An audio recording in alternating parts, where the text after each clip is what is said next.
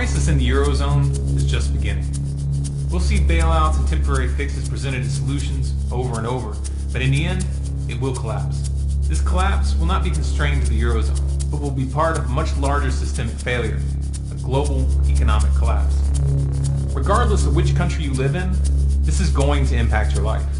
We got a glimpse of things to come this past week with the Cyprus banking crisis, when bank accounts were frozen to prevent withdrawals as politicians debated taking money directly from deposits to bail out the banks. In the end, the decision was made this morning that accounts holding more than 100,000 euros will in fact have a portion expropriated. A total of 4.2 billion euros is going to be taken without any due process and used to prop up the banks which caused the crisis in the first place. You might think that these people with more than 100,000 euros in their account are rich and therefore can afford to have their money stolen from them. But what about those for whom this money represented their retirement? 100,000 euros is not that much to leave someone if they still have 30 years left to live. And the way things are shaping up, counting on pensions or government support is beyond naive. This was theft, pure and simple, and most likely, there's more to come. Now, if you've been paying attention over the past couple of years, you've probably noticed that Cyprus was just the latest of a series of flare-ups in the Eurozone. The entire economic bloc is plagued by a sovereign debt crisis, which was compounded by credit default swaps, derivatives, and accounting tricks designed to bypass EU deficit rules. The solution that keeps being offered to each of these flare-ups comes down to bailouts for the banks, with the citizens footing the bill. Now, of course, these bailouts are not free money, they are loans. To simplify it, Europe is trying to patch up a debt problem with more debt. Obviously, that's not going to work. What would work would be to follow Iceland's example by nullifying the debt and pressing criminal charges on the bankers. Iceland is already recovering right now. Unfortunately, this isn't going to happen unless enough people wake up. If we don't wake enough people up, the story unfolding in front of us is pretty grim. How serious is the situation? Switzerland seems to think it's pretty serious. This past September, the Swiss army held drills to prepare for an economic meltdown in neighboring European countries. The focus was on keeping out a flood of refugees. This isn't coming from some half-cocked conspiracy theorist website. This is from Bloomberg's BusinessWeek.com. Of course, the United States is in no position to make snide comments. With a national debt of $16.7 trillion and climbing, and its own derivatives bubble just waiting to pop, it should be clear that it too is headed for a meltdown.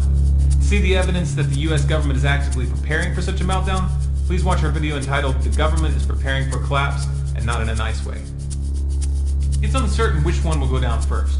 It could be the dollar, it could be the euro. However, what's important to realize here is that when one comes down, they will both come down. And when they do, they will take down China and the rest of the world with them. To see why, we just need to look at the volume of trade moving between China, the US, and Europe. By GDP, China, the US, and Europe are the largest economic blocs in the world. The US and China are the top two trading partners for Europe. Europe and the US are the top two trading partners for China. And China is in the top three trading partners for the United States. Now, what should be clear here is that this is a system of interdependence. If any of them go down, it'll take the others down. This is why we see China continuing to buy US debt, even though it's obvious that the majority of this debt will never be paid off. And China has its own problems. You remember how the housing bubble in the United States set off the downturn of 2008? Well, China has a real estate bubble of its own, one that many experts believe dwarfs the US housing bubble by a long shot. China doesn't just have ghost shopping malls, they have ghost cities. Is China experiencing a property bubble? Absolutely. A property bubble like which I don't think we've ever seen. Bigger than the one in the United States? Yes, I think it'll make the United States pale into comparison. It's said that there's around 64 million empty apartments in China, and that's been 64 million. 64 million. One way or another, this system is coming down. But why? Is it because industries aren't producing enough? Is it because we've run out of natural resources? Have we run out of things that need to be done? No, of course not. The system is coming down because modern money is based on debt. This whole paradigm of having money be created by the issuance of government bonds and by private banks making loans for money that they don't have on their accounts guaranteed this situation from the very beginning. The problem isn't government spending levels in Greece or low taxes in Cyprus. The problem is fractional reserve banking. Fractional reserve banking is a fancy word to describe the policy of allowing banks to loan out 9 times what they have in their deposits. When I say 9 times, this is for the United States. In many countries, the reserve requirements are much lower, or even non-existent. Now let's put this into perspective. Banks loan out money that they don't have, and they charge interest. If the person who took out the loan loses their job and misses a payment, the banks take the asset attached to that loan. And if somehow these banks are able to get themselves into trouble even with this insane financial advantage, the citizens are forced to bail them out. But wait, there's more. They're already getting ready for the next Ponzi scheme. This time, they want to sell the world a truly global currency. And who will control it? Well, of course, it's going to be the same people who caused the current crisis. See, the problem is, we didn't give them enough power. That's why they screwed everything up. Of course, when this all goes down, the politicians and the mainstream media are going to pretend that no one saw this coming. They're going to pretend that this just came out of nowhere. And they're counting on you to buy that. And they're counting on you being too confused to resist when they present you with this new currency. If you think it's bad now with private banks controlling the money supply, just imagine what will happen when the central bank which issues that currency isn't even on the same continent as you. This is what the banking cartels want.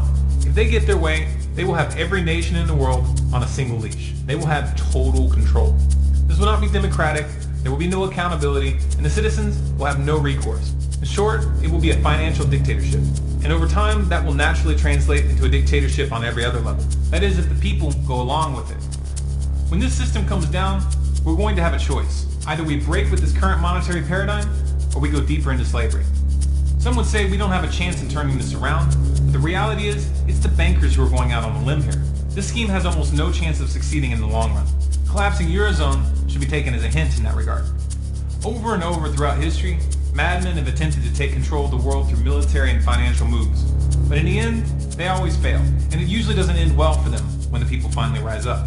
The problem is that the people keep rising up only to replace the system with something virtually identical. That's why right now people need to be educating themselves and others on the true nature of money. It's only by reaching a critical mass of awareness that we will have any chance of finding a real alternative. If you feel that people need to hear this message, please share this video in every way that you can think of. Post it to your Facebook, to your Twitter, to your blog, or email it to your friends. And if you want more content like this, please subscribe to this channel, Storm Clouds Gathering, on YouTube. For bonus content, follow us on Facebook at facebook.com/StormCloudsGathering, on Twitter at Collapse Updates, and our website, stormcloudsgathering.com.